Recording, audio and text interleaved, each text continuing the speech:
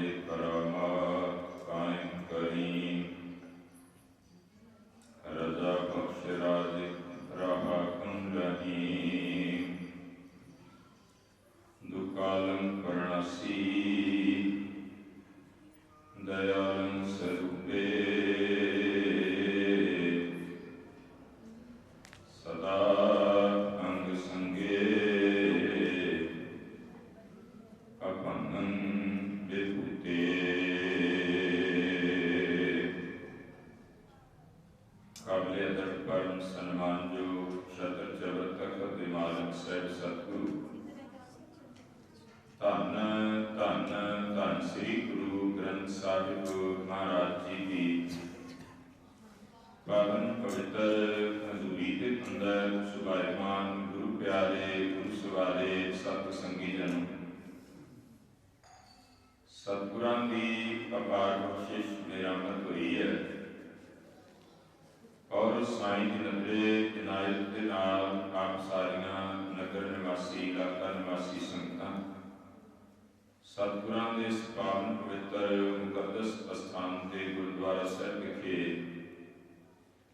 जो धन गुरु कलगीधर साहिब महाराज जी के चार लखते जिगर चार साहिबजादे और धन माता गुजरी जी और आनंदपुर साहिब की धरती तो लैके चमकौर की गढ़ी तक अनेकां सिंह सिंघणियां जिन्होंने इस लंघे हुए हफ्ते दौरान शहादतां दा जाम किया उन्हां कुर्बानियां नूं चेते करदिआं अपने इतिहास नाल जुड़न वास्ते इस पावन पवित्र दिहाड़े नूं शहीदां नूं अपनी श्रद्धा पेश करने लई अज दे गुरमत समागम जो आप संगत के सहयोग के नाल प्रबंधक वीरां ने गुरु घर विखे रखे ने। दस प्रथम आप जी ने छोटे जे बच्चे ने जो बहुत प्यार के नाल उस इतिहास की कविता राही जो आप जी को सरवण करा रहा है।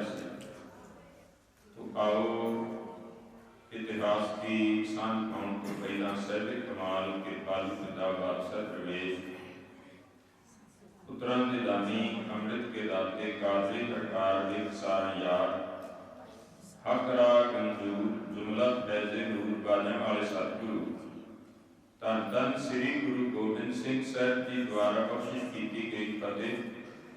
धन धन श्री गुरु ग्रंथ साहब सच्चे पातशाह जी ने बड़ी श्रद्धा भावना के नाल दोवें हथ जोड़ अदब शीश झुकाउंदिआं होइआं बुलंद आवाज दे विच सारे आखो जी वाहिगुरू जी का खालसा वाहिगुरू जी की फतेह।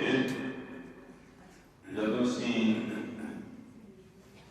धन गुरु कलगीधर पातशाह महाराज जी दे इन्हां लंघे हुए दिनां और चल रहे दिहाड़ियां की बात करांगे तां असल विच जदों असीं ये गल कहते हैं कि गुरु कलगीधर साहब ने 14 जंगां लड़ियां 14 के विचों एक भी हारे नहीं 14 दियां 14 जित्तियां पर ਉਹਦੇ ਨਾਲ एक चीज होर ऐड करने वाली है ध्यान देना वो 14 दियां 14 जंगां एक भी जंग ऐसी नहीं जिहड़ी गुरु घर वालों शुरू की गई हो जां सतगुरु किसी ते चढ़ के गए होण ऐसा नहीं होया। वो लोग चढ़ के आउंदे रहे उन्हां दा जवाब दिता जाता रहे खत्म जरूर सतगुरु करते रहे लेकिन शुरू वो लोग करते रहे क्योंकि गुरु घर हर वक्त अमन का शांति का और सरबत का भला मंगना ये सतगुरु सच्चे पातशाह महाराज जी ने जो दात दी इसका सबूत जे असीं पावन बाणी पढ़ी उहदे नाल जफरनामे का तुसीं दर्शन करो ना तो महाराज दसदे है कि मेरा मन की है जां मैं की चाहुंदा ते सतगुरां ने एक शेर विच ये गल कही कहंदे जदों हरेक हीला समाप्त हो जाए हर उपाय जिहड़ा है वो फेल हो जाए ते गल इन्नी को अगे बढ़ जाए जिन्होंने असीं कहते हैं भी सिर तो पानी लंघ गया। उत्थे जाके महाराज कहते हैं कि साडा हथ जिहड़ा जे तलवार के मुठे ते जांदा फिर वो जायज़ है नजायज़ नहीं, लेकिन उहदे तो पहलां सारे हीले वरते महाराज जी ने। धक्के नाल जदों जंग गल पा दित्ती उन्हां लोकां ने तां उस जंग दे विच फिर सतगुरु सच्चे पातशाह महाराज दूजे ने ते जिद्दां भी प्राप्त कीतीआं। जे आपां जफरनामे का शेर पढ़िए तो आप जी चेते भी होएगा। महाराज कहते चूकार अज हमा हीलते, हीलते का अर्थ हुंदा हीले वसीले, जेड़े किसी भी मसले नूं हल कर लिए जदों सारे हीले दरगुजश खत्म हो जान समाप्त हो जान भी हुण नहीं काम आउंदे। चूकार अज हमा हीलते दरगुजश कहते हलाल अस्त उदों जायज है हलाल है। कहते उस समय जदों तुहाडा हथ तलवार के मुठे ते जांदा फिर वो नजायज नहीं है। हलाल अस्त गुरदन बा शमशीरे दस्त। महाराज ने जदों भी औरंगजेब को लिखा कहते मैनू लाचार होना पिया मजबूर होना पिया, तेरी इस फौज ने तेरे टिड्डी दल ने मैनू मजबूर किया कि मैं तीरां ते तलवारां दे नाल मैदान जंग विच आउंदा। मैं नहीं सी चाहुंदा कि जंग होवे, लेकिन इसकी शुरुआत जिहड़ी हुंदी है ना असल विच 1665 विच महाराज गुरु तेग बहादुर साहब ने आनंदपुर साहब वसाया और ये जमीन खरीदी गई सी धन दे के। कैलूर रियासत विच इलाका पैंदा सी जिहदे तो भी पिछे चले जाएगी। भीम चंद कैलूरीए दा दादा ते पड़दादा, ਇਹਦੇ ਪੜਦਾਦੇ ਦਾ ਨਾਮ ਸੀ ਕਲਿਆਣ ਚੰਦ, ਇਹਦੇ ਦਾਦੇ ਦਾ ਨਾਮ ਸੀ ਤਾਰਾ ਚੰਦ। ਇਹ ਦੋਨਾਂ ਨੂੰ ਗਵਾਲੀਅਰ ਦੇ ਕਿਲੇ ਵਿੱਚੋਂ ਗੁਰੂ ਹਰਗੋਬਿੰਦ ਸਾਹਿਬ ਜੀ ਨੇ ਰਿਆ ਕਰਵਾਇਆ ਸੀ, ਜਿਹੜੇ 52 ਰਾਜੇ ਰਿਆ ਕਰਵਾਏ। ਉਹਨਾਂ ਵਿੱਚ ਇਹਦਾ ਦਾਦਾ ਵੀ ਸੀ, ਇਹਦਾ ਪੜਦਾਦਾ ਵੀ ਸੀ। ਜਦੋਂ ਉਹਨਾਂ ਨੂੰ ਰਿਆ ਕਰਵਾਇਆ ਨਾ ਅੱਗੋਂ ਤਾਰਾ ਚੰਦ ਦਾ ਪੁੱਤਰ, ਕਿਉਂ ਕਲਿਆਣ ਚੰਦ ਦਾ ਤਾਰਾ ਚੰਦ ਹੈ, ਤਾਰਾ ਚੰਦ ਦਾ ਦੀਪ ਚੰਦ ਹੈ, ਦੀਪ ਚੰਦ ਦਾ ਅੱਗੋਂ ਪੁੱਤਰ ਹੋਇਆ ਭੀਮ ਚੰਦ, ਤੇ ਭੀਮ ਚੰਦ ਦਾ ਗਾਂ ਅਜਵੇਰ ਚੰਦ ਆ ਜਾਂਦਾ। ਇਹ ਭਾਵੇਂ ਰਾਣੀ ਚੰਪਾ ਇਹਦੀ ਦਾਦੀ ਭੀਮ ਚੰਦ ਕਹਿਲੂਗੀ ਇਹਦੀ। ਉਹਨੇ ਆਖਿਆ ਵੀ ਮਹਾਰਾਜ ਤੁਸੀਂ ਇੱਥੇ ਨਗਰ ਵਸਾਓ, ਸਾਡੇ ਲਈ ਬਹੁਤ ਚੰਗਾ ਹੋਏਗਾ, ਤੁਸੀਂ ਇੱਥੇ ਰਹੋਗੇ, ਸੁਰੱਖਿਆ ਹੋਏਗੀ।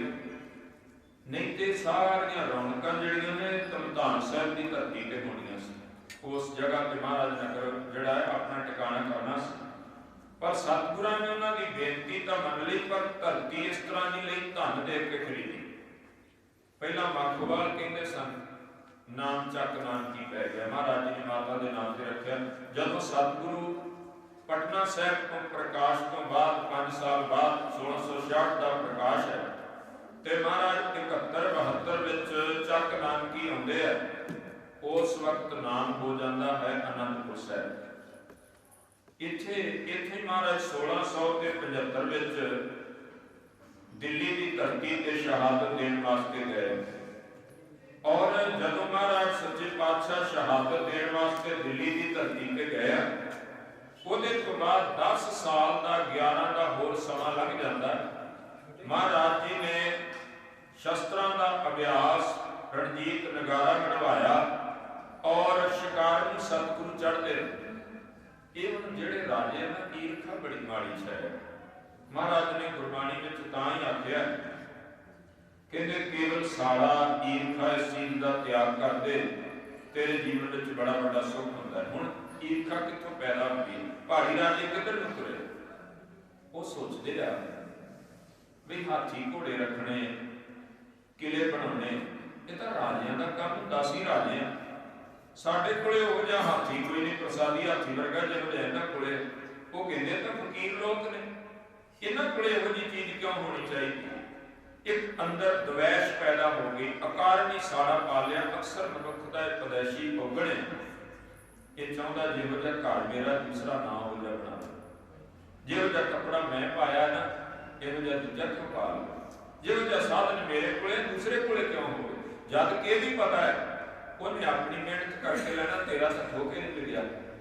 उन्हें अपना करके बनाया, उन्हें मालिक ने दिता, तेरा तो कोई गया नहीं, तू अकारणी सड़ी जाना।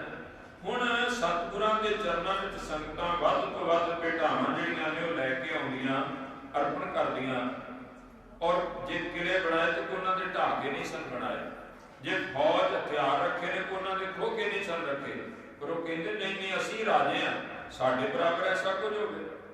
ਉਹ ਕਹਿੰਦੇ ਤਾਂ ਫਕੀਰ ਨੇ, ਪਰ ਉਹਨਾਂ ਨੂੰ ਇਹ ਨਹੀਂ ਸੀ ਪਤਾ ਵੀ ਇਹ ਬਾਪੂ ਜਿੱਥੇ ਦਰਵੇਸ਼ ਹੈ ਉੱਥੇ ਸ਼ਹਿਨਸ਼ਾਹ ਵੀ ਹੈ, ਉੱਥੇ ਬਾਦਸ਼ਾਹ ਵੀ ਹੈ। ਤਾਂ ਹੀ ਭਾਈ ਸਾਹਿਬ ਭਾਈ ਨੰਦ ਲਾਲ ਜੀ ਲਿਖਦੇ ਆ, ਹੱਕ ਹੱਕ ਅੰਦੇਸ਼ ਗੁਰ ਗੋਬਿੰਦ ਸਿੰਘ, ਬਾਦਸ਼ਾਹ ਦਰਵੇਸ਼ ਗੁਰ ਗੋਬਿੰਦ ਸਿੰਘ। ਗੁਰੂ ਘਰ ਵਿੱਚ ਮੀਰੀ ਤੇ ਪੀਰੀ, ਰਾਜ ਤੇ ਜੋਗ, ਭਗਤੀ ਤੇ ਸ਼ਕਤੀ, ਬਾਦਸ਼ਾਹੀ ਤੇ ਦਰਵੇਸ਼ੀ, ਇਹ ਨਾਲ ਨਾਲ ਤੁਰਨਾ। ਉਹਨਾਂ ਨੇ ਪਹਿਲਾਂ ਆਖਿਆ ਜੀ ਤੁਹਾਨੂੰ ਇੱਥੇ ਧਨ ਬੜਾ ਹੁੰਦਾ, ਸਾਨੂੰ ਹਿੱਸਾ ਦਿਓ, ਤੁਸੀਂ ਲਿਆਇਆ। ਮਹਾਰਾਜ ਕਹਿੰਦੇ ਗੁਰੂ ਘਰ ਹੈ, ਕਿਸੇ ਲੁੜੇ ਥੁੜੇ ਦੇ ਵਾਸਤੇ ਉਹਦੀ ਸਹਾਇਤਾ ਲਈ ਇੱਕ ਬਿਜ਼ਨਸ ਨਹੀਂ ਖੋਲਿਆ ਵੀ ਤੁਹਾਨੂੰ ਹਿੱਸਾ ਦਿਓ। ਦੂਸਰੀ ਰਹੀ ਗੱਲ, ਕੋਈ ਪ੍ਰਸ਼ਾਦਾ ਪਾਣੀ ਛਕਣ ਵਾਸਤੇ ਤੁਹਾਨੂੰ ਕਿਸੇ ਨੂੰ ਇਤਿਆਦ ਤੁਹਾਨੂੰ ਮਿਲ ਜਾਏਗਾ। ਉਹਦੇ ਤੋਂ ਬਾਅਦ ਉਹਨਾਂ ਚੀਜ਼ਾਂ ਮੰਗਣ ਦੀ ਸਾਨੂੰ ਹਾਥੀ ਦੇ ਦੇਣੀ। ਸਾਨੂੰ ਮਹਾਰਾਜ ਕਹਿੰਦੇ ਤਾਂ ਸੰਗਤ ਦੀ ਭੇਟਾ ਹੈ, ਇਹ ਕਿਸੇ ਨੂੰ ਦਿੱਤੀ ਨਹੀਂ ਜਾ ਸਕਦੀ। ਗੱਲ ਚੱਲਦਿਆਂ ਚਲਾਉਂਦਿਆਂ 1686 ਦਾ ਸਮਾਂ ਆਇਆ। ਮਹਾਰਾਜ ਸਰਮੌਰ ਰਿਆਸਤ ਵਿੱਚ ਰਾਜੇ ਮੇਦਨੀ ਪ੍ਰਕਾਸ਼ ਜੀ ਸੱਦੇ ਤੇ ਨਾਨ ਗਏ ਸਨ। ਉਦੋਂ ਅਜੇ ਪੌਂਟਾ ਸਾਹਿਬ ਨਹੀਂ ਸੀ, ਕਿਉਂਕਿ ਪੌਂਟਾ ਸਾਹਿਬ ਬਾਅਦ ਚ ਬਣਿਆ। ਉਹ ਨਾਮ ਵੀ ਤਾਂ ਬਣਿਆ ਪਾਉਂ ਟਿਕਾ।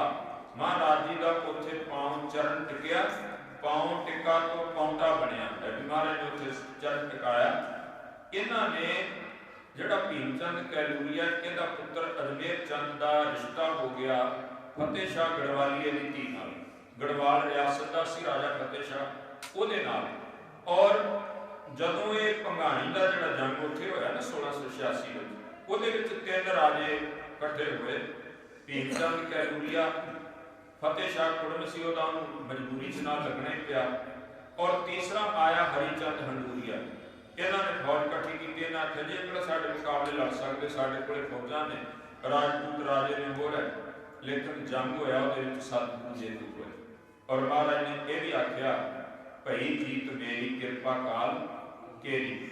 ਉਸੇ ਦਿਨ ਸਤਿਗੁਰਾਂ ਦੇ ਘਰ ਸਾਹਿਬਜ਼ਾਦਾ ਬਾਬਾ ਅਜੀਤ ਸਿੰਘ ਦਾ ਜਨਮ ਹੁੰਦਾ 1686 ਵਿੱਚ, ਪੌਂਟਾ ਸਾਹਿਬ ਦੀ ਧਰਤੀ ਤੇ ਮਾਤਾ ਸੁੰਦਰੀ ਜੀ ਹੋਣਾ ਦੀ ਕੁੱਖ। ਜਦੋਂ ਇਹ ਜੰਗ ਹਾਰ ਗਿਆ ਪਹਾੜੀ ਰਾਜੇ, ਇਹ ਕਹਿੰਦੇ 3 ਰਿਆਸਤਾਂ ਦੀਆਂ ਫੌਜਾਂ ਸਨ, ਇੰਜ ਕਰੋ ਇਸ ਵਾਰੀ 5-6 ਦੀ ਇਕੱਠੀ ਕਰੋ, ਫਿਰ ਸਤਿਗੁਰਾਂ ਨੂੰ ਲਾਵਾਂਗੇ। 5-6 ਰਾਜੇ ਇਕੱਠੇ ਹੋ ਕੇ ਆਏ, ਆ ਕੇ ਲੜ ਕੇ ਹਾਰ ਗਏ। ਇਹਨਾਂ ਆਖਿਆ ਗੱਲ ਨਹੀਂ ਬਣੀ, 10 ਰਿਆਸਤਾਂ ਇਕੱਠੀਆਂ ਕਰੋ, ਫਿਰ ਚੜ੍ਹਦੇ ਆ, ਫਿਰ ਹਾਰ ਜਾਂਦੇ ਆ। 22 ਦੀਆਂ 22 ਵੀ ਇਕੱਠੀਆਂ ਕਰਕੇ ਵੇਖ ਲਈ, ਲੇਕਿਨ ਗੁਰੂ ਘਰ ਤੋਂ ਫਿਰ ਹਾਰ ਖਾਧੀ ਹੋਵੇ।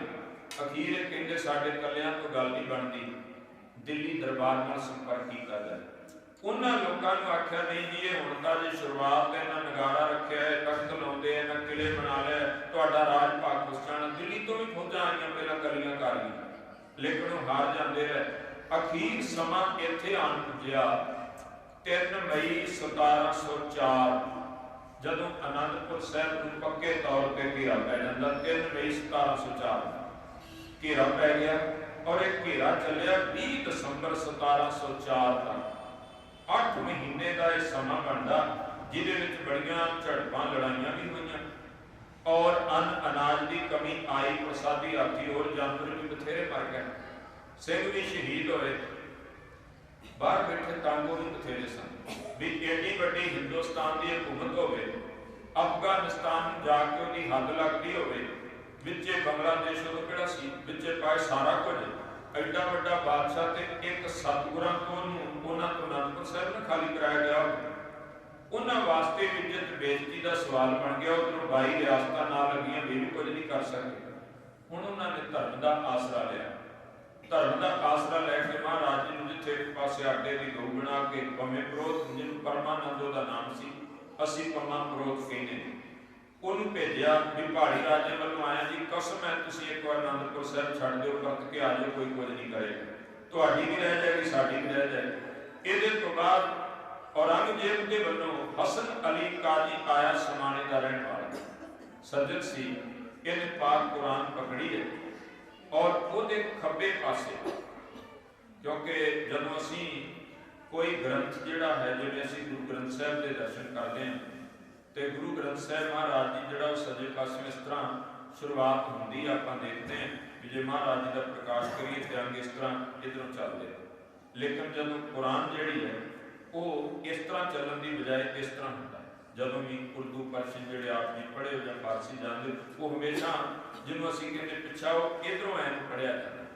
उत्थे उन्हें 2 शेर लिखे जोड़े महाराज ने जफरनामे भी दर्ज किए, वो पेस्ट किए सन कि दर तशरीफ कस्बा कांगड़ कुनत वजह बस मुलाकात वाहन शब्द, ये औरंगजेब ने लिखा सी। महाराज ने उवें लिखा कहते तू आख्या सी बई महाराज दीने कांगड़ तशरीफ ले आओ कि दर तशरीफ कस्बा कांगड़ कुनत, दीने कांगड़ की धरती ते आ जाओ, वजह बस मुलाकात वाहन शब्द, उत्थे अपनी मुलाकात हो सकती है, आप बैठ के गलबात नहीं मसला हल करांगे, तुसीं एक बार आनंदपुर साहिब छड्ड दो, कोई हमला नहीं करेगा, कोई कुछ नहीं होएगा।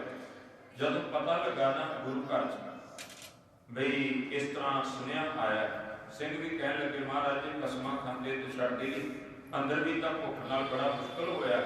सतगुरु कहते भी इन्हां दे वादे इन्हां दीयां कसमां जिहदे ते विश्वास कोई नहीं किया जा सकता। असीं कई वारी कहने गुरु साहब नाल उन्हां ने धोखा कीता, भी महाराज नाल धोखा करके, चेता रखियो सतगुरां नूं सब पता सी भी इन्हां ने की करना। मेरे वर्गे बंदे नाल तुहाडे नाल धोखा हो सकदा है, सानूं कोई चीट कर सकदा है, लेकिन समर्थ गुरु नाल कोई धोखा कर सके नहीं हो सकता। मालिक ने ते दिखाया भी कल ये ना दे जी जे एडियां कसमां चुकदे सन इन्ना कुछ ते जे महाराज आनंदपुर साहिब छड्ड देंदे ते शायद एडा नुकसान ना होंदा। मालिक ने उस धर्म की रख विखाई, आख्या तुसीं धर्म दीयां कसमां खांदे हो पर तुहानूं धर्म नाल वास्ता कोई नहीं। तां ही महाराज ने औरंगजेब नूं लिखिया जफरनामे दे सर कहंदे ना इमाम प्रस्ती ना औदाए दीन ना साहिब सनाशी ना मोहम्मद जकी, कहते तेनू बिल्कुल तू ईमान प्रस्त बंदा नहीं है, तेनू उस मालिक जी दीयां दुआइयां देना है, ओदी तेनू कोई पहचान नहीं। कहते जे मैं सच आखां ते तेनू तेरे पैगंबर ते भी भरोसा नहीं, भावें तू लख आखे मैं धर्म दा कर्मा कोई करदा। सतगुरु महाराज जी फिर भी सिंघां दे आके कहते कोई नहीं आपां आनंदपुर साहिब त्यागांगे। ये देसी तरीक जिहड़ी है ना वो हर साल इक्को ही रहनी, 6 ते 7 पोह दी विचालड़ी रात जदों आनंदपुर साहिब छड्डिया। अंग्रेजी तारीख है ना जिहड़ी वो बदलती रहती, कई अगे पिछे हो जाती है। जिवें इस बार आई है 20 ते 21 की दरमियानी रात, 20 दिसंबर ते 21 दिसंबर की विचालड़ी रात, अद्धी रात नूं आनंदपुर साहिब सतगुरां ने छड्डण दा फैसला किया। छड्डण तो पहला गुरुद्वारा सीसगंज साहिब आनंदपुर साहिब की धरती ते जिथे महाराज जी दे सीस दा गुरु तेग बहादुर साहब जी के सीस का संस्कार किया, जिहड़ा सीस भाई साहब भाई जैता जी हुणी दिल्ली तो लैके आए सन गुरु के प्यारे। उस स्थान ते जाके नतमस्तक होए, परिक्रमा की, अरदास की। उत्थे भाई गुरबख्श सिंह उदासी जिहड़ा उस स्थान ते सेवा भी करदा सी, चौंकड़ा मार के मालिक की याद विच भी बहिंदा सी। उन महाराज जी ने आख्या गुरबख्शिया तू पिता गुरुदेव जी के स्थान की सेवा भी करनी है ते दीवा जगदा रखना है। जदों ये शब्द आख्या, क्योंकि जगदे हुए दीवे वसदे हुए घरां की निशानी होंदे, ते जदों कोई किसी का सारा कुछ समाप्त हो जाए ते आखदे ने कहंदे फलाणे दा तां दीवा जगाउण वाला भी ना कोई है। ते महाराज ने लिखिया भी बाणी 1 लाख पूत 1.25 लाख नाती ते रावण घर दिया बाती, कहते उहदा तां दीवा बत्ती वाला भी ना कोई बचिया, सारे खत्म हो गए। महाराज कहंदे दीवा जगदा रखना है। उहने हाथ जोड़ के आख्या कहंदा दाता तेरा हुक्म सत, पर मैनूं ये तां दस जिहड़े 8 महीने दे बाहर घेरा पा के बैठे चीचियां पै लैंदे ने, तुसीं जाओगे मेरी हालत की करनगे, बाद विच मैनूं छड्डणगे ते नाले तुसीं इत्थे हो ते लखां दी गिणती विच संगत आउंदी तेरे चरनां विच नतमस्तक होण। महाराज तुसीं चले गए, इन्हां ने तां सब कुछ उजाड़ देना, छड्डणे कुछ नहीं। ते गलगियां वाले ने एक वचन कहा सी, कहंदा पहलां ते अपने लिए सुण, जे मैं लिखिया ना कलम तो कि तेग बहादुर सिमरे कर नौन दयावे पाए, सब थाई होए सहाय।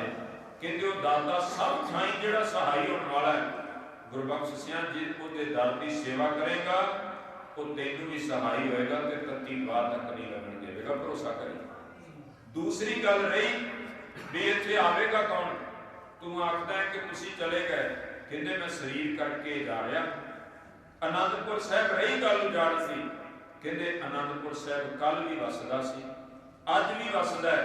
इहनूं उजाड़न वाले उजड़ जाणगे, लेकिन आनंदपुर साहब कदे नहीं उजड़ेगा। और अज भी आपां देखदे वो मालिक दा दर, उत्थे राज करन वाले रियासतां वालियां दे नाम निशान मिट गए, राज भाग करन वालियां दे, हमले करन वालियां दे, घेरे पाउण वालियां दे नाम निशान मिट गए, लेकिन वो अज भी वसदा है। महाराज तुरे अद्धी रात को आनंदपुर साहब किला आनंदगढ़ तो ये सफर शुरू होता है। 500 तो 600 के विचाले गिनती सी, ਸਿੰਘਾਂ ਦੀ ਵਿੱਚ ਸਿੰਘਣੀਆਂ भी ने, बच्चे भी ने। जदों तुरे उन्हां विच 5 प्यारे भी ने, चारों साहिबजादे सतगुरां दे। महाराज जी दे 2 महल, माता सुंदरी ते माता साहिब कौर। माता जीतो जी है ना जिहड़े, ये 1700 ईस्वी सन विच अकाल चलाना कर गए सन आनंदपुर साहिब, तां करके आगंदपुर उन्हां दा दिओरा बनिया होया, उत्थे उन्हां दा संस्कार होया सी। दोनों मातावां और धन माता गुजरी जो छोटे साहिबजादे नूं लैके तुरे अगे 5 प्यारे लगे, गुरु साहिब जी, फिर भाई मणि सिंह जी, दोनों मातावां, माता साहिब कौर, माता सुंदरी, दोनों नाल गोलियां ने बीबो ते भागो। ਉਹਦੇ ਤੋਂ ਬਾਅਦ ਭਾਈ ਆਲਮ ਸਿੰਘ ਨੱਚਣਾ ਦੇ ਘਰੋਂ ਹੈ। ਇਹ ਭਾਈ ਬਜਰ ਸਿੰਘ ਜੀ ਹੁਣਾਂ ਦੇ ਅੱਗੋਂ ਸੁਪੁੱਤਰ ਸਨ, ਜਿਨ੍ਹਾਂ ਜਿਹੜੇ ਸਤਿਗੁਰਾਂ ਨੂੰ ਸ਼ਸਤਰਾਂ ਦੀ ਸਿੱਖਿਆ ਦਿੰਦੇ ਰਹੇ, ਬੜੇ ਮਹਾਨ ਯੋਧੇ। ਕਹਿੰਦੇ ਜਦੋਂ ਤੁਰੇ ਨਾ ਇਸ ਤਰ੍ਹਾਂ ਭਾਈ ਬਚਿੱਤਰ ਸਿੰਘ ਵਰਗੇ ਸੂਰਮੇ ਵਿੱਚ, ਜਦੋਂ ਤੁਰੇ ਕੀਰਤਪੁਰ ਸਾਹਿਬ ਤੱਕ ਸਫ਼ਰ ਆਰਾਮ ਨਾਲ ਹੋਇਆ, ਪਿੱਛੋਂ ਕੋਈ ਹੱਲਾ ਨਹੀਂ ਹੋਇਆ, ਕੋਈ ਅਜੇ ਹਮਲਾ ਨਹੀਂ ਹੋਇਆ। ਕੀਰਤਪੁਰ ਸਾਹਿਬ ਆਏ, ਆ ਕੇ ਵੱਡਿਆਂ ਦੇ ਅਸਥਾਨ ਸਨ, ਨਤਮਸਤਕ ਹੋਏ। ਇੱਥੇ ਕਲਗੀਧਰ ਪਿਤਾ ਮਹਾਰਾਜ ਜੀ ਦੇ ਤਾਇਆ ਜੀ ਦਾ ਪਰਿਵਾਰ ਰਹਿੰਦਾ ਸੀ। ਤਾਇਆ ਬਾਬਾ ਸੂਰਜਮਲ, ਜਿਹੜੇ ਗੁਰੂ ਤੇਗ ਬਹਾਦਰ ਸਾਹਿਬ ਦੇ ਵੱਡੇ ਸੁਪੁੱਤਰ ਭਰਾ ਨੇ, ਗੁਰੂ ਹਰਗੋਬਿੰਦ ਸਾਹਿਬ ਜੀ ਦੇ ਸੁਪੁੱਤਰ ਨੇ। ਉਹ ਜਿਉਂ ਕੀਰਤਪੁਰ ਸਾਹਿਬ ਵਸਿਆ ਉਦੋਂ ਦੇ ਇੱਥੇ ਸਨ। ਉਹਨਾਂ ਦੇ ਅੱਗੋਂ ਪੋਤਰੇ ਨੇ ਗੁਲਾਬ ਰਾਏ ਤੇ ਸ਼ਿਆਮ ਸਿੰਘ, ਜਿਹੜੇ ਇਸ ਧਰਤੀ ਤੇ ਰਹਿੰਦੇ ਸਨ, ਉਹ ਮਿਲੇ ਆ ਕੇ ਸੇਵਾ ਵਿੱਚ ਵੀ ਹਾਜ਼ਰ ਹੋਏ। ਇੰਨੇ ਚਿਰ ਨੂੰ ਮਗਰੋਂ ਰੌਲਾ ਪੈ ਗਿਆ ਵੀ ਲਸ਼ਕਰ ਨੇ ਹਮਲਾ ਕਰ ਦਿੱਤਾ। महाराज अगे तुरन लगे तो गुलाब राय तो श्याम सिंह कहते दादा कृपा करो साडा की बनेगा। महाराज जी ने छेती छेती एक पत्र लिखिया, नाहन के राजे के नाम भी तुहाडे कोले आ रहा है, इन्हां दी सेवा भी करनी ते संभाल भी करनी। उन्हां नूं उधर तोरिया। भाई उदय सिंह भाई मनी सिंह दा सुपुੱਤਰ ते भाई लखी शाह बनजारे दा दोहतरा है, क्योंकि भाई लखी शाह बनजारे दी धी बीबी सीतो बाई ये विआही होई सी भाई मणि सिंह जी होना दे नाल। इसे करके भाई बचिੱਤਰ ਸਿੰਘ भी भाई लखी शाह बनजारे दा दोहतरा। उन्हां दे 10 पुत्र ने, जिहड़े 12 दे विचों 11 जिहड़े शहीद होए, एक जिहड़ा आम मौत जिवें आपां सधारण कहने इहो जिहा अकाल चलाण कीता, 11 शहीद ने। भरा उन्हां दे जिहड़े ने शहीद ने, ਉਹ जिस वेले पता लगा पिछों लश्कर आ रहा, महाराज जी ने भाई उदय सिंह नूं 50 ਸਿੰਘਾਂ ਦਾ जत्था दिता ਤੇ आख्या शाही टिब्बी ते डट जाओ, उन्हां दा मुकाबला करो। शाही टिब्बी वो थां है, किते मौका मिले हुण जाओगे दर्शन करो। इत्थे निर्मोहगढ़ दा जंग भी होया, और एक किला आनंदगढ़ तो वेखी अज दे हिसाब नाल ते 12 किलोमीटर दा सफर पै जांदा। ते जे कीरतपुर साहिब तो देखिए, कीरतपुर साहिब तो दक्षिण वाले पासे नूं केवल 6 किलोमीटर दा फासला। शाही टिब्बी जंगल दा इलाका सी, पहाड़ी इलाका। सिंह उधर दीआं पगडंडियां तक भी जानते सन, क्योंकि एक जंग लड़ चुके हैं पहलां उत्थे। 50 ਸਿੰਘਾਂ ਦਾ जत्था दे के ड्यूटी लाई। भाई उदय सिंह डट गया। भाई उदय सिंह वो योद्धा है जिन्हें केसरी चंद राजे का हाथी ते चढ़ के सिर ला के कलगियां वाले दे चरनां विच रखिया सी। दाता ਇਹ ਉਹ ਦੁਸ਼ਟ ਆ ਜਿਹੜਾ ਕਹਿੰਦਾ ਸੀ मैं गुरु गोबिंद सिंह ਦਾ ਸੀਸ ਲਾ ਕੇ ਲਿਆਉਣਾ। ਅੱਜ ਉਹ ਡਟਿਆ, ਸਤਿਗੁਰੂ ਅੱਗੇ ਚੱਲ ਪਿਆ। 50 ਸਿੰਘਾਂ ਨਾਲ ਪੈਰ ਤੋਂ 1.5 ਪੈਰ ਤੱਕ ਲੜਿਆ। 3 घंटे का पैर होता है, 4 तो 4.5 घंटे जंग होया। अखीर भाई उदय सिंह उन्हां 50 ਸਿੰਘਾਂ ਦੇ समेत शहादत का जाम पी गए। ਉਹਦੇ ਤੋਂ ਬਾਅਦ महाराज जी ने भाई सिर भाई जीवन सिंह जी हुणां दी सेवा लाई, जिन्हां नूं असीं ज़्यादातर नाम भाई जैता जी हुणां दे नाम नाल जाणदे। भाई जीवन सिंह जिन्हां ने अमृत की दात प्राप्त की, भाई जैता जी तो भाई जीवन सिंह बने। उन्हां नूं 100 ਸਿੰਘਾਂ ਦਾ जत्था दिता ਤੇ महाराज ने ना अपनी पोशाक चोला दिता भी ये तन ते पाओ। ਇਹਦੀ नीति का हिस्सा सी। सरसा तो उरारी अजे सरसा पार नहीं की, झखियां पिंड की जूह विच उन्होंने आख्या कि इत्थे डटो, तुसीं मुकाबला करो। अगों सरसा आ जाती, सरसा के कंढे पहुँच गया, उधरों अमृत वेले का समा हो गया। इधर जंग हो रहा, उधर अमृत वेला होया, तो महाराज कहते भी सिंघो अमृत वेला हो गया, अमृत वेले की संभाल की जाए। ये नहीं आख्या भी अज भाई इन्ना औखा टाइम है, आ कुछ है कि आप छड़ दईए ना। महाराज सच्चे पातशाह कहते दो वेले आते तेरी जिंदगी, बाली खुशी होवे तो तां भी रब भुल लेना, बाला दुख आ जाए तो तां भी टुट के बह जाना, जद के दुख दे विच तां होर जुड़, क्योंकि दुख रोग संताप उतरे सुनी सच्ची बाणी। उत्थे तां जदों बंदे दे उत्ते कोई रोग होवे ते उसदी छड़ थोड़ी देईदी है, उदों तां मैडिसन जिहड़ी होर लईदी है भी हाँ बई किहड़ी खुराक किहड़ी। ते महाराज कहंदे सर्ब रोग का औखद नाम, एक पासे जंग हो रहा पर महाराज कहते अमृत वेले की संभाल की जाए। सरसा के कंढे महाराज जी ने फिर कहते जब आ पहुंचे सतगुरु सरसा के पास, मन दे विच कहते उन्हां दे इच्छा जिहड़ी सी चाहना थी कि बुझा ले कोई जिहड़ा पैरों की प्यास, मौका जिहड़ा समा मिले वाहिगुरु का आसा की बात की संपन्नता हुई। इधर भाई जीवन सिंह 100 सिंघां दे समेत लड़ते हुए शहीद हो गए। तन ते उन्होंने पोशाका सी महाराज जी का, उन्होंने उन्होंने सीस धड़ नाल वखरा करके सूबे तक भेजा भी आ वेखो महाराज ने गुरु गोबिंद सिंह ने, उन्हें पहचान के आख्या नहीं ये तो सिख है उन्होंने। इत्थों हुण महाराज कहते भी सरसा पार करनी है, अपने घोड़ियां को ठिल दो। सरसा जिहड़ी नदी है बरसाती शिवालिक दीयां पहाड़ियां तो शुरू हुंदी ते अगे सतलुज विच जाके पैंदी है ते समाप्त हो जाती है। हुण जिवें आनंदपुर साहिब छड्डिया, मौसम खराब सी, बूंदाबांदी हो रही है, कभी बरसात शुरू होती है कभी हट जाती है, निरंतर एक को चल रहा है, अगों भर के चलती है, होर कोई चारा नहीं। जदों घोड़े ढिले, बहुत सारे ग्रंथ भी भेटा हो गए, सिंह भी बथेरे रुड़े। महाराज वड्डे साहिबजादे पंजां प्यारे नाल पार होए, मतावां पार हो गईयां, लेकिन माता गुजरी जी ते दोनों छोटे साहिबजादे जिन्हां तो सरसा जिहड़ी है वो पार नहीं की गई, वो सरसा तो उरार ही रह गए।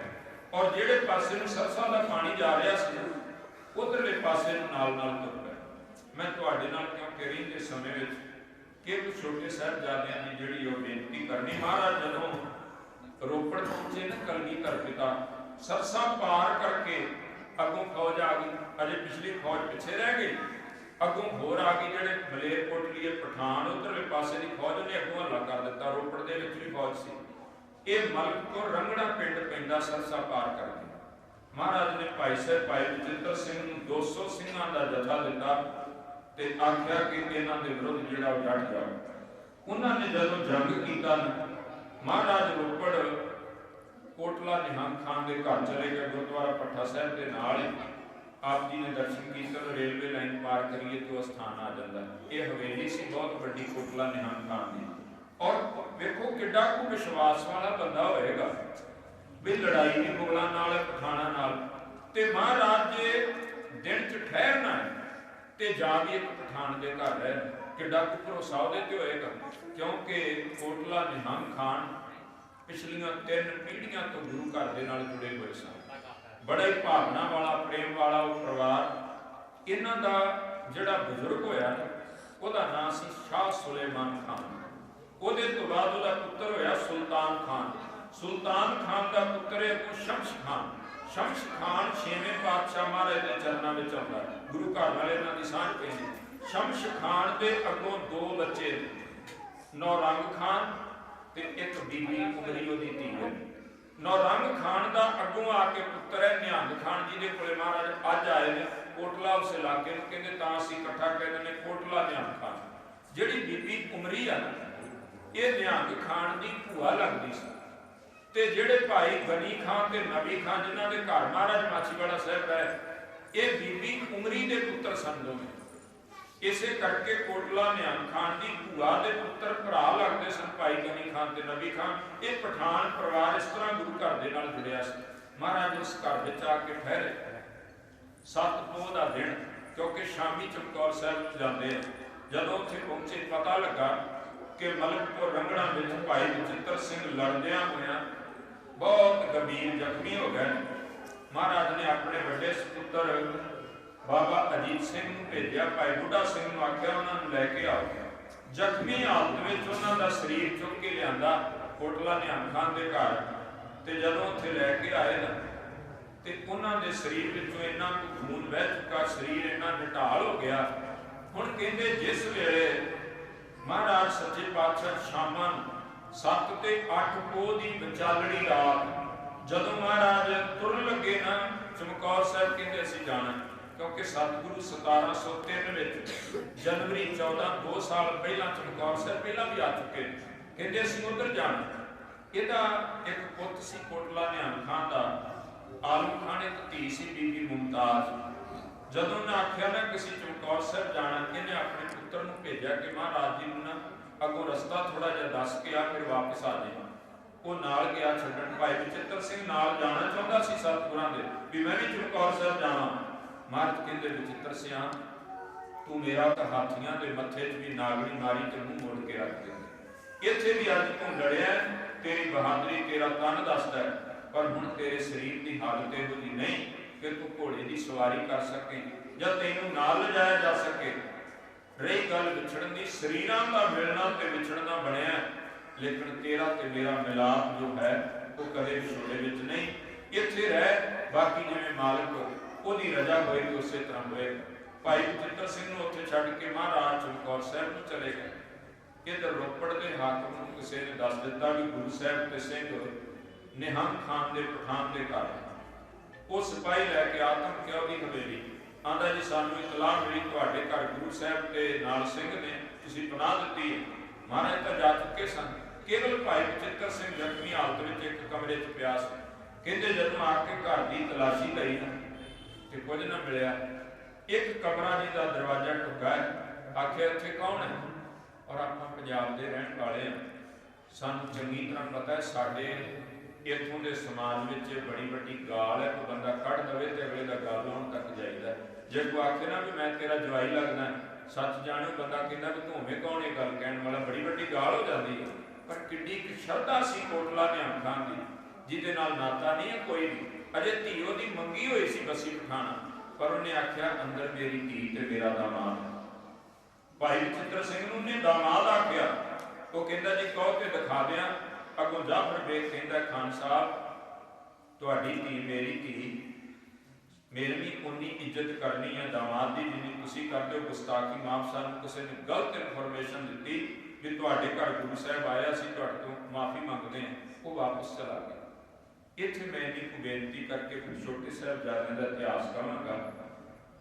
ये जदों कुछ समा पिया निहंग खान के घर हुण गल चली भी आपां मुमताज का निकाह करना, रिश्ता पहला होया सी। जदों आख्या ना निकाह करना तो बीबी मुमताज ने आख्या अब्बा हजूर मेरा तो निकाह होया है। जदों ये शब्द आख्या उन्हें आख्या धीए कमलीए किवें दीयां गल्लां करके राह, जे मंगना होया है निकाह तो होना है। उन्हें आख्या नहीं अब्बा हजूर तुसीं भुल गए पर मैं नहीं भुली। याद करो दिन जिदन गुरु कलगीधर साहब इत्थे आए, उन्हां नाल फिर एक जख्मी सिंह भाई बचित्र सिंह लिआंदा ते जाफर बेग आया। उन्हें आख्या अंदर कौन है? ते तुसीं आख्या मेरी धी ते मेरा दामाद। मैं तां उदण ही उहदे चरनां ते सिर रख के अपने आप नूं उहदी पत्नी ते उहनूं अपना खावंद पति मान लिया सी। भावें उसे दिन ही उसे रात ही 7 ते 8 पोह दी विचालड़ी रात नूं शहीद हो गए। निहंग खान ने अपने घर ही उहदा संस्कार किया, पर कहते मैं एक शहीद की विधवा बन के जीवन गुजारांगी, मैं किसी नवीं थां ते निकाह नहीं कराउणा ते ना तुसीं मेरे निकाह की फिक्र करियो। और चेता रखियो गल 5 सालां 10 सालां की होवे ते मन लई। पता कितनी उम्र हुई बीबी मुमताज की? 1699 का जन्म है बीबी मुमताज का। कोटला निहंग खान की पत्नी का नाम सी जैना, ओहदी कुख तो दा जन्म होया 1699 विच ते 1704 तक लाओ ते 15-16 साल उम्र बन गई है सारी बीबी मुमताज की। ते उन्हें अकाल चलाना पता कदों किया? 1820 ईस्वी सन विच। 131 साल उम्र सी ओहदी बीबी मुमताज दी ते 16 सालां दी सी जिद्दण भाई बचित्र सिंह दे चरणां ते शीश रख के पति मन्निया। 115 साल उस सिदक दी मूरत ने भाई बचित्र सिंह दी विधवा दे रूप दे विच ही गुजारिया।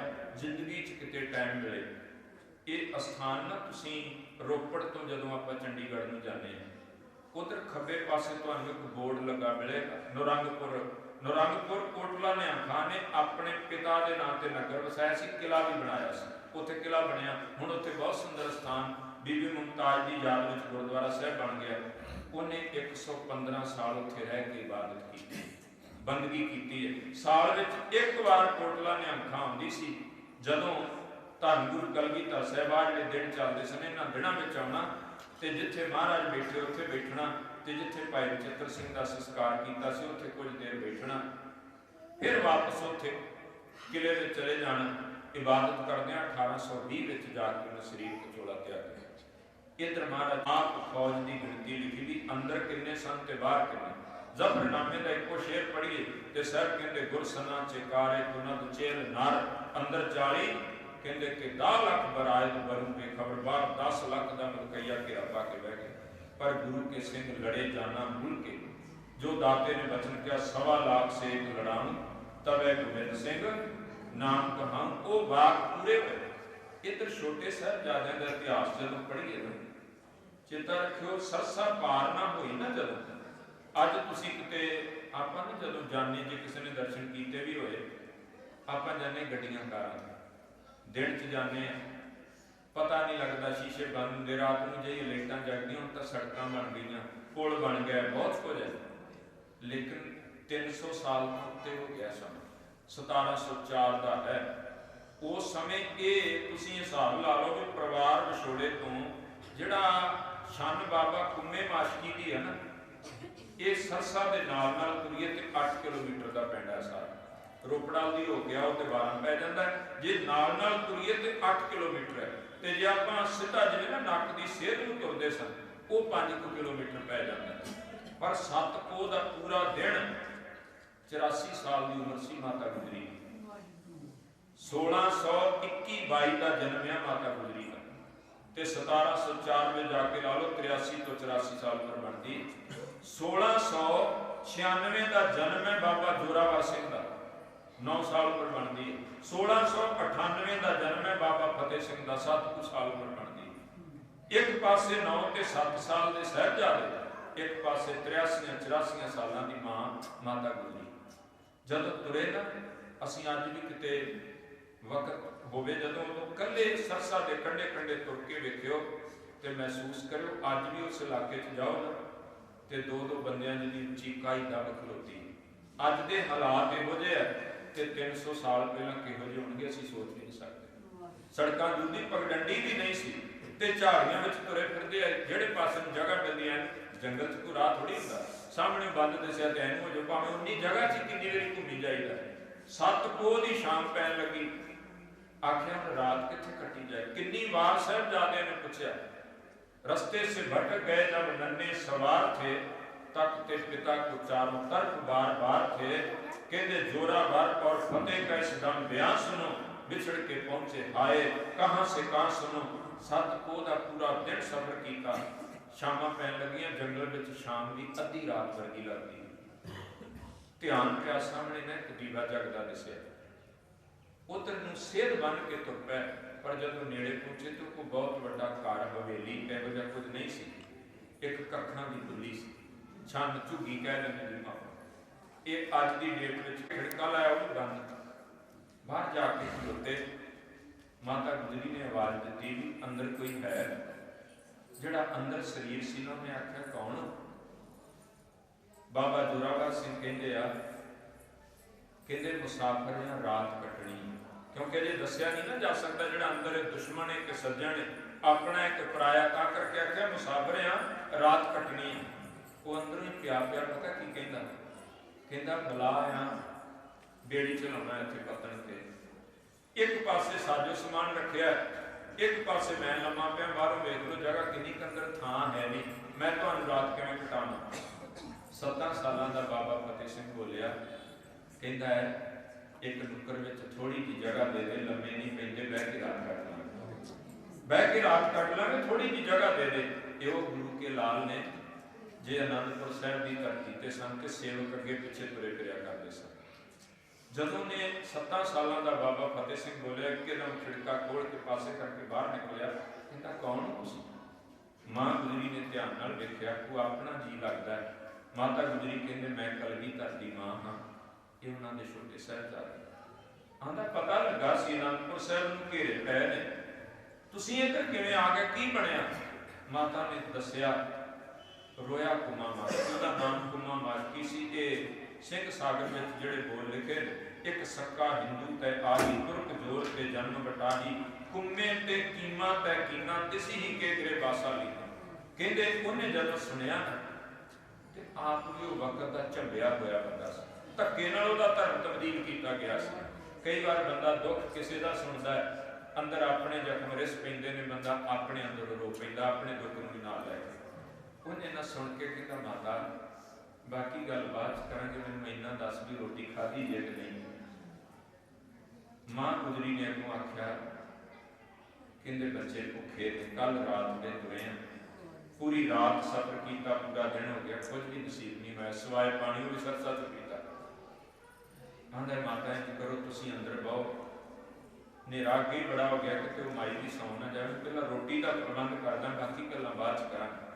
ਉਹਨਾਂ ਨੂੰ ਉੱਥੇ ਬਿਠਾ ਕੇ ਨਾ ਨੇੜੇ ਪਿੰਡ ਚੱਕ ਤੇ ਰੱਖ, ਇਹ ਜਿੱਥੇ ਹੁਣ ਬਾਬੇ ਕੁਮੇ ਮਾਸ਼ਾਨ ਬਾਬਾ ਕੁਮਾ ਮਾਸ਼ਕੀ ਸਥਾਨ ਬਣ ਗਿਆ, ਇਹਦੇ ਨੇੜੇ ਪਿੰਡ ਸੀ। ਪਿੰਡ ਚ ਤਾਂ ਨਹੀਂ ਗਿਆ ਕਿਉਂਕਿ ਫੌਜ ਘੁੰਮਦੀ ਫਿਰਦੀ ਸੀ। ਉੱਥੇ ਇੱਕ ਲక్ష్ਮੀ ਨਾਮ ਦੀ ਬ੍ਰਾਹਮਣੀ ਰਹਿੰਦੀ ਸੀ।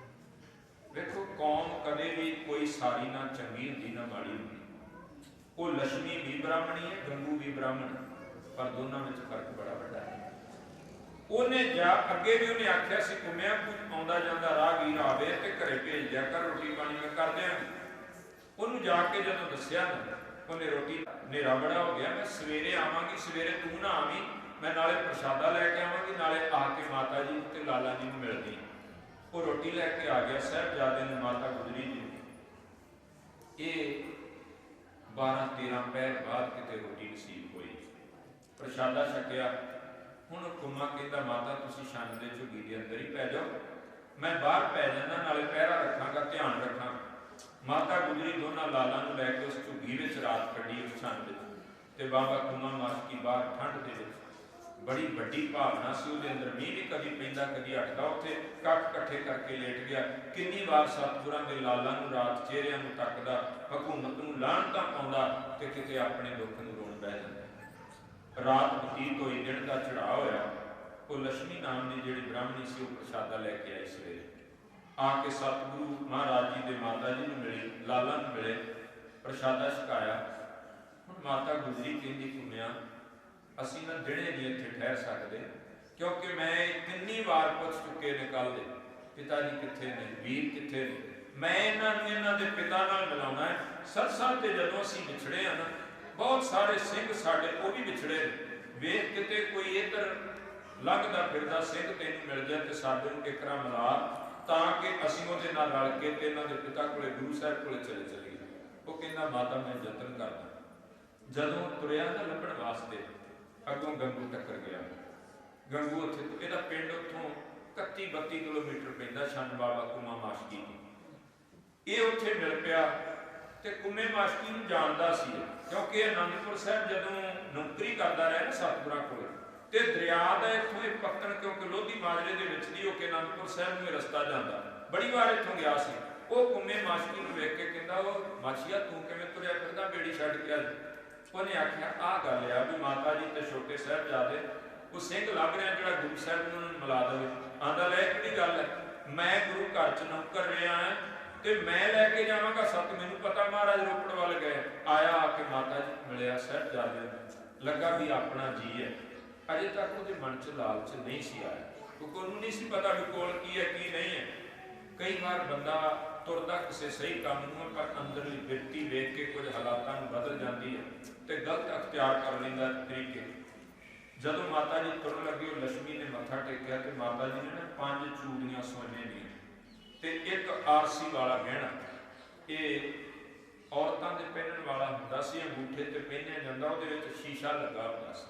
ਉਸੇ ਤੋਂ ਹੀ ਇਹ ਮੁਹਾਵਰਾ ਬਣਿਆ ਵੀ ਹੱਥ ਕੰਗਣ ਨੂੰ ਆਰਸੀ ਕਿਹਾ। ਆਰਸੀ ਦਾ ਮਤਲਬ ਸ਼ੀਸ਼ਾ ਹੁੰਦਾ, ਵੀ ਉਹਨੂੰ ਸ਼ੀਸ਼ੇ 'ਚ ਵੇਖਣ ਦੀ ਕੀ ਲੋੜ ਹੈ, ਅੱਖਾਂ ਨਾਲ ਸਾਹਮਣੇ ਵੇਖਿਆ ਜਾ ਸਕਦਾ। ਉਹ ਦਿੱਤਾ ਗੰਗੂ ਦੇ ਮਨ 'ਚ ਲਾਲਚ ਆਇਆ, ਕਹਿੰਦਾ ਮਾਤਾ ਕੋਲੇ ਲੱਗਦਾ ਧਨ ਪਦਾਰਥ, ਪਰ ਥੋੜਾ ਜਿਹਾ ਉਹਨੂੰ ਰੋਕਿਆ ਨਹੀਂ। ਇੱਥੋਂ ਸਰਸਾ ਪਾਰ ਕੀਤੀ ਆ ਸਾਹਿਬਜ਼ਾਦਿਆਂ ਤੇ ਮਾਤਾ ਗੁਜਰੀ ਨੇ ਬਾਬੇ ਕੁੰਮੇ ਮਾਸ਼ਕੀ ਦੀ ਬੇੜੀ ਵਿੱਚ ਬਹਿ ਕੇ। ਜਦੋਂ ਵਾਪਸ ਤੁਰਨ ਲੱਗਾ ਨਾ, ਚੰਗਾ ਮਾਤਾ ਇੰਨੀ ਕੁ ਸੇਵਾ ਪ੍ਰਵਾਨ ਕਰ ਲਿਓ। ਮਾਤਾ ਜੀ ਨੇ ਫਿਰ ਖੁਰਜੀ 'ਚ ਹੱਥ ਮਾਰਿਆ ਤੇ 5 ਮੋਹਰਾਂ ਕੱਢੀਆਂ। 5 ਮੋਹਰਾਂ ਜਦੋਂ ਉਹਨੂੰ ਦਿੱਤੀਆਂ, ਉਹ ਲੈਣ ਤੋਂ ਨਾ ਕਰ ਗਿਆ, ਹੱਥ ਪਿੱਛੇ ਕਰ ਲਏ ਬਾਬੇ ਕੁੰਮੇ ਮਾਸ਼ਕੀ ਨੇ। ਆਂਦਾ ਮਾਂ ਮੈਂ ਕੋਈ ਕਿਰਾਇਆ ਥੋੜੀ ਲੈਣਾ, ਮੈਂ ਤੁਹਾਡੇ ਤੋਂ ਕੋਈ ਕੀਮਤ ਲੈਣੀ ਹੈ।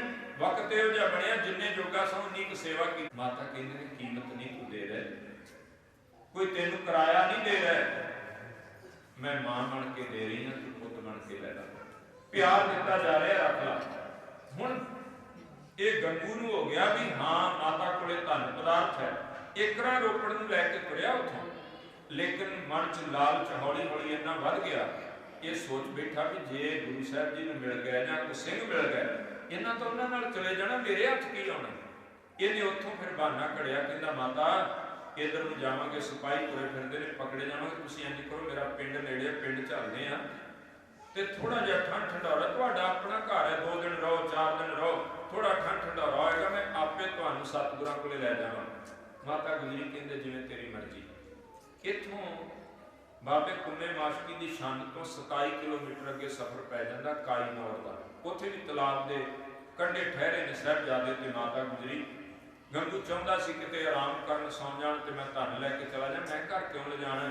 ਹਕੂਮਤ ਮੁਨਿਆਦੀ ਕਰਦੀ ਫਿਰਦੀ ਹੈ, ਜਿਹੜਾ ਖਬਰ ਦੇਗਾ ਉਹਨੂੰ ਨਾਮ ਮਿਲੇਗਾ, ਜਿਹੜਾ ਪਨਾਹ ਦੇਵੇਗਾ ਉਹਨੂੰ ਸਜ਼ਾ ਮਿਲੇਗੀ। ਲੇਕਿਨ ਨਾ ਚਾਹੁੰਦੇ ਵੀ ਇਹ ਸਹੇੜੀ, ਜਿਹਨੂੰ ਅਸੀਂ ਖੇੜੀ ਕਹਿੰਦੇ, ਹੁਣ ਨਾਮ ਸੀ ਸਹੇੜੀ, ਉਸ ਪਿੰਡ ਵਿੱਚ ਲੈ ਕੇ ਗਿਆ। ਪੂਰਾ ਦਿਨ ਨਗਰ ਤੋਂ ਬਾਹਰ ਹੀ ਬਿਠਾ ਰੱਖਿਆ, ਉੱਥੇ ਗੁਰਦੁਆਰਾ ਅੱਜ ਕੱਲ੍ਹ ਐਮਾ ਸਾਹਿਬ ਬਣਿਆ ਹੈ, ਤੇ ਉੱਥੋਂ ਫਿਰ ਰਾਤ ਨੂੰ ਘਰ ਲੈ ਕੇ ਆਇਆ ਆਪਣੇ।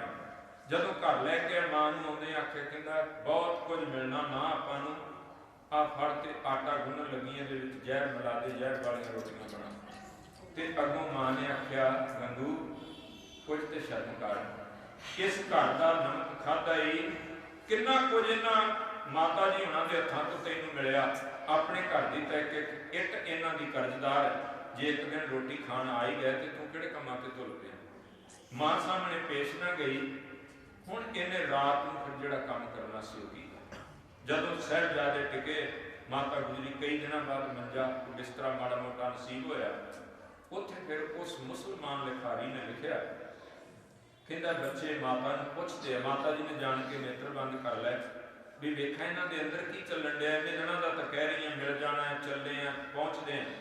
दादी से बोले अपने सिपाही किधर गए, दरिया पे हमको छोड़ के राही किधर गए, अब्बा बघा के लश्कर शाही किधर गए, तड़पा के हाय सूर के माही किधर गए।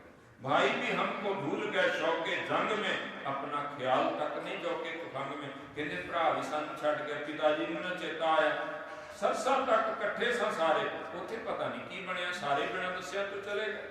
अगे कहते ने, कहते जदों रण करन जंग करन गए होणगे, ਜਦੋਂ ਜਿੱਤ ਕੇ ਆਏ ਨਾ ਤੇ ਬਾਬਾ ਫਤਿਹ ਸਿੰਘ ਕਹਿੰਦਾ ਮੈਂ ਨਹੀਂ ਬੋਲਣਾ ਹੁਣ ਵੀਰ ਅਜੀਤ ਸਿੰਘ ਨਾਲ, ਕਿਉਂਕਿ ਉਹ ਜਦੋਂ ਵੀ ਆਉਂਦੇ ਸਨ ਘਰ ਗੋਡੇ ਮੁੱਢੇ ਮਾਰ ਕੇ ਨਾ ਧਰਤੀ ਤੇ ਬਾਬਾ ਅਜੀਤ ਸਿੰਘ ਨੇ ਐ ਬਾਹਾਂ ਫੈਲਾ ਲੈਣੀ ਤੇ ਅੱਖਾਂ ਬੰਦ ਕਰਕੇ ਆਵਾਜ਼ ਮਾਰਨੀ, ਮੇਰਾ ਫਤਿਹ ਕਿੱਥੇ ਹੈ।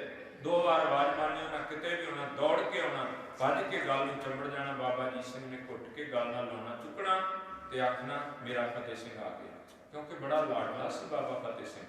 2 ਸਾਲ ਦਾ ਸੀ ਜਦੋਂ ਮਾਤਾ ਜੀਤੋ ਅਕਾਲ ਚਲਾਣਾ ਕਰ ਗਈ ਸੀ। ਇੱਕੋ ਸਾਹਿਬਜ਼ਾਦਾ ਬਾਬਾ ਅਜੀਤ ਸਿੰਘ ਮਾਤਾ ਸੁੰਦਰੀ ਦੀ ਕੁੱਖ ਤੋਂ ਪੈਦਾ ਹੋਇਆ, ਬਾਕੀ 3 ਸਾਹਿਬਜ਼ਾਦੇ ਮਾਤਾ ਜੀਤੋ ਜੀ ਹੁਣਾਂ ਦੀ ਕੁੱਖ ਤੋਂ ਪੈਦਾ ਹੋਏ।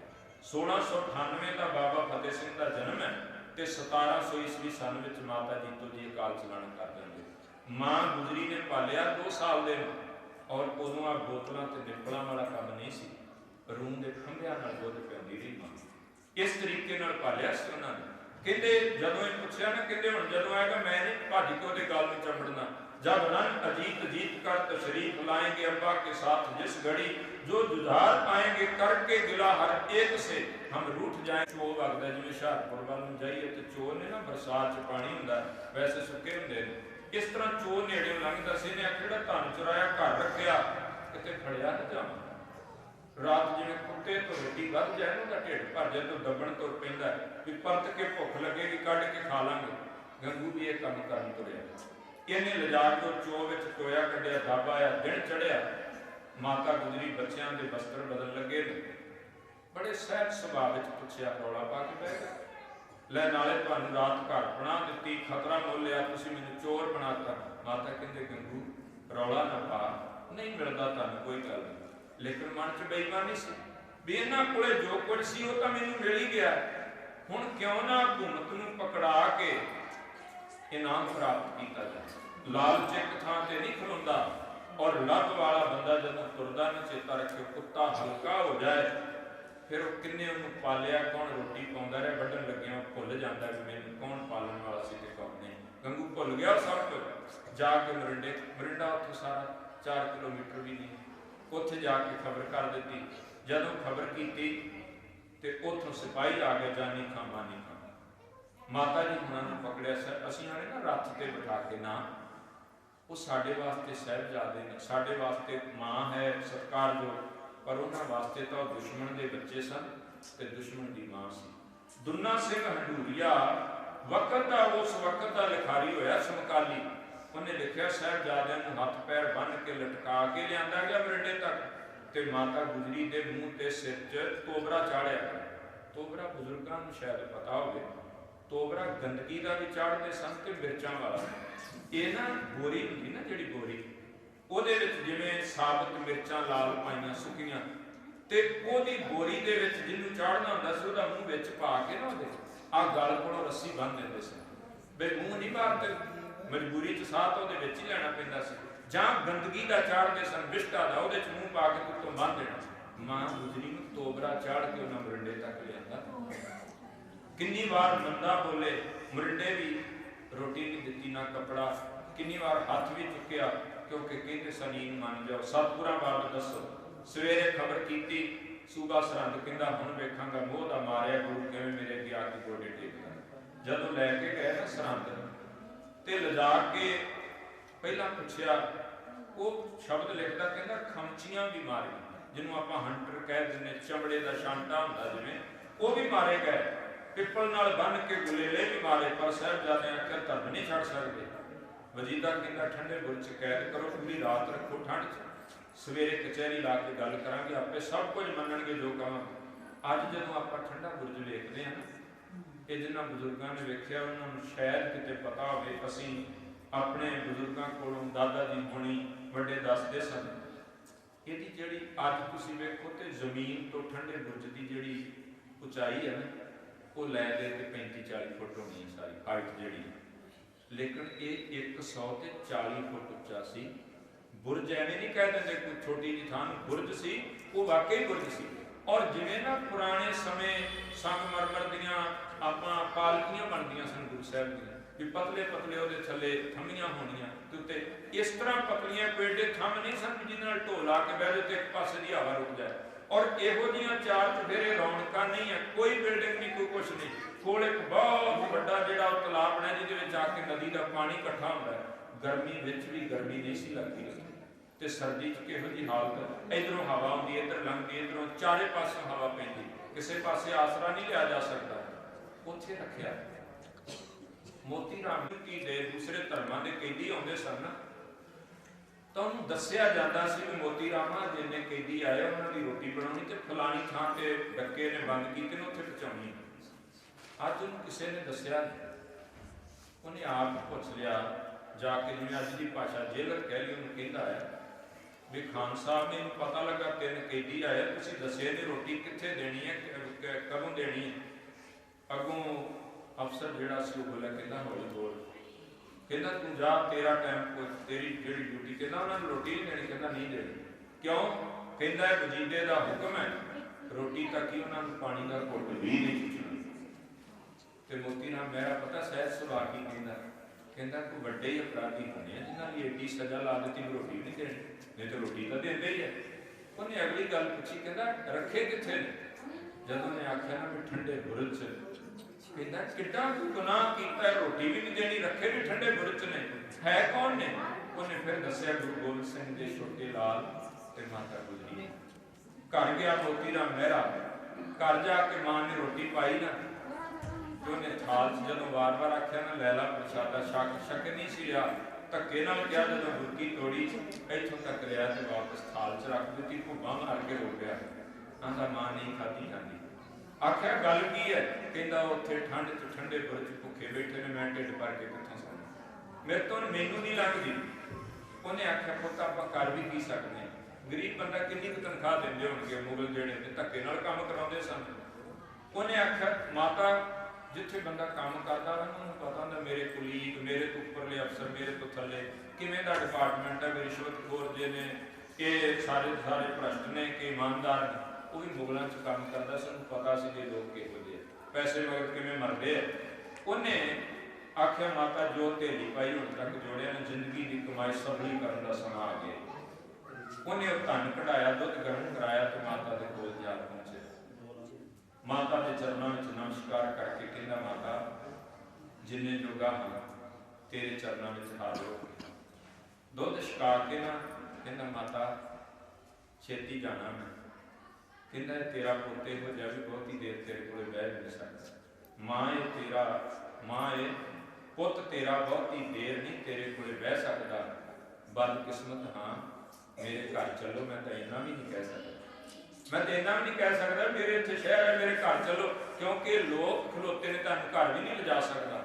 ਕਹਿੰਦੇ ਜਦੋਂ ਗਿਆ ਮੈਂ ਆਖਿਆ ਮਾਤਾ ਜਿੰਨੇ ਦਿਨ ਉਹ ਸੇਵਾ ਵਾਸਤੇ ਹਾਜ਼ਰ, 3 ਦਿਨ ਕਚਹਿਰੀਆਂ ਲੱਗੀਆਂ, ਉਹਨਾਂ ਨੇ ਹਰ ਲਾਲਚ, ਹਰ ਡਰ ਸਭ ਵਰਤਿਆ, ਪਰ ਫੇਲ ਹੋ ਗਿਆ ਉਹਨਾਂ ਦੇ ਸਾਹਿਬਜ਼ਾਦਿਆਂ ਦੇ ਸਾਹਮਣੇ। ਉਹ ਸਿਰ ਨਹੀਂ ਉਹਨਾਂ ਦਾ ਖਰੀਦ ਸਕੇ, ਦੌਲਤਾਂ ਵੀ ਰੱਖੀਆਂ, ਢੇਰ ਲਾਏ, ਪਰ ਨਹੀਂ ਹੋ ਸਕਿਆ। ਅਖੀਰ ਫੈਸਲਾ ਸੁਣਾ ਦਿੱਤਾ ਨਿਯਮ ਵੇਚਣ ਦੇ। ਫਿਰ ਉਹ 13 ਪੋਹ ਦਾ ਦਿਨ ਆਇਆ ਜਿਸ ਦਿਨ ਸਾਹਿਬਜ਼ਾਦਿਆਂ ਨੂੰ ਦੁਨੀਆ ਵਿੱਚ ਸਮੇਂ ਦੀ ਮਜਬੂਰੀ ਮੈਂ ਤਾਂ ਕਰਕੇ ਬਿਲਕੁਲ ਸੰਖੇਪ ਵਿੱਚ ਕਹਿ ਦਿੱਤਾ, ਨੀਹਾਂ ਵਿੱਚ ਖੜੇ ਕਰਕੇ ਚਿੰਨ ਲੱਗੇ ਨੇ। ਫਿਰ ਪੁੱਛਿਆ ਵੀ ਅਜੇ ਵੀ ਮੰਨਦੇ ਤੁਹਾਨੂੰ ਕੀ ਮਿਲਣਾ, ਤੁਸੀਂ ਖਤਮ ਹੋ ਜਾਓਗੇ।